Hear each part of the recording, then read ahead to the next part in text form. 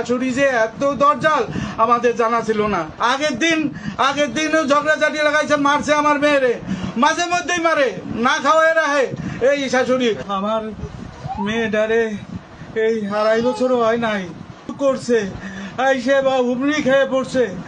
এই মেয়েরে নেওয়ার জন্য আমি মেয়েরে বিয়ে দিব না।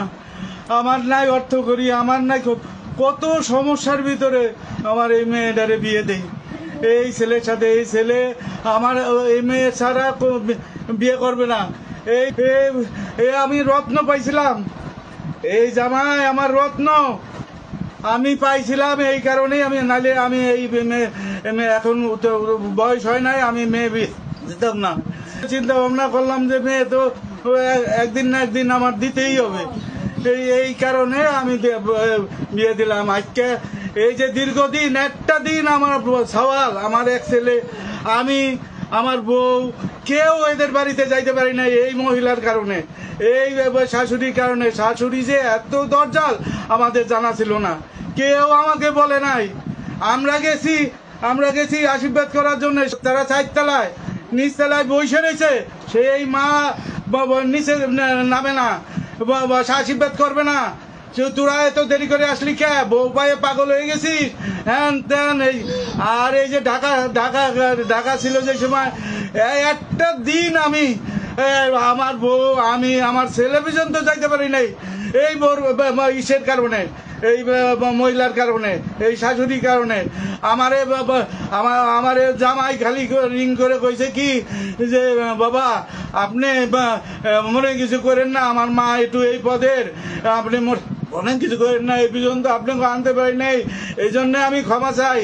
আমার জামাই যে রত্নের টুকরা, মাঝে মধ্যে আমার রিং দিয়ে বাবা কেমন আছেন, আপনার শরীরের অবস্থা কি, আপনার ওষুধপাতি ঠিক মতো খান না খান, কি করেন না করেন, কোনো কিছু লাগবে, না রে বাবা তোরা ভালো থাক, আমি ভালো থাকবো। তোরা ভালো না থাকলে আমি তো মরাতা, আমার তো ব্রেন স্ট্রোকের রুগী, আমি যে কোনো টাইমে মরে যেতে পারি, আমার কর্ম নাই, আমি কর্ম করতে পারি, কোন রকম ডাইল ভাত খাইয়ে বাঁচতেছি। এই জামাই যেদিনকে মারা গেল সেদিনকেও ওই সকালবেলা রিং করে গেল, বাবা মা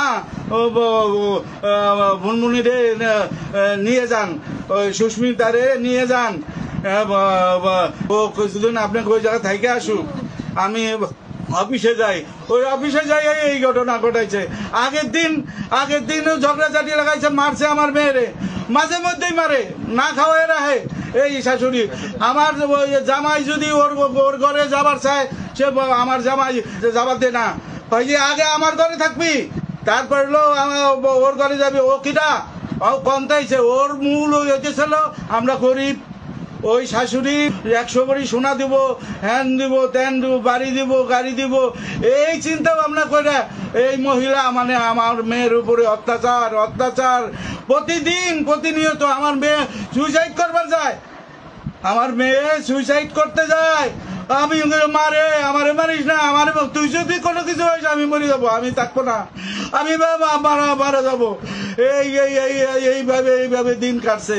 এই লাস্টে ও আমার জামাই এইভাবে কয় যে বাবা আপনি কিছু করেন না, আপনি আমার মা এই পদের এইভাবেই আমার মা করে। এই সুস্মির কোনো দোষ নাই, আগের দিন রাত্রে পাশাপাশি শুয়ে রয়েছে আমার মেয়ে আর জামাই। আগের দিন রাত্রে ওর মা আবার কার কাছে জন্য কইছে যে সুস্মি আমার জামাই রে করছে, টেমসি দিছে। তখন আমার মেয়ে কইল কি যে শোনো কি কইছে তোমার মা, এই যে শোনো। তারপর জামাই কইল কি না বাবা আমি এরকম করি নেই, আমি আমার সুস্মিতা আমার গায়ে তো আদি দেয় না, ও যে আমারে কিভাবে রাখে। ওদের বাড়িতে একদিনের জন্য যাই না বিয়ের, এই যে 2.5 বছর ধরে বিয়ে হয়েছে, একটা দিন কেউ বলতে পারবে আমরা গেছি, কেউ বলতে পারবে না আমাকে যাবার দেয় নাই। একটা দিনের জন্য আসলে পরে মানে মোবাইলের পর মোবাইল, এখন চলে আসো, এক মুহূর্তে থাকতে পারবে না। কি সত্যি না মিথ্যা? একটা কথা মিথ্যা করে, এই যে সামনে ঠাকুরের সামনে বলতেছি, একটা কথা মিথ্যা নাই। আমার ওই মহিলা মানে সর্বশান্ত করে দিছে। আপনাদের আমি শেষ হয়ে গেলাম।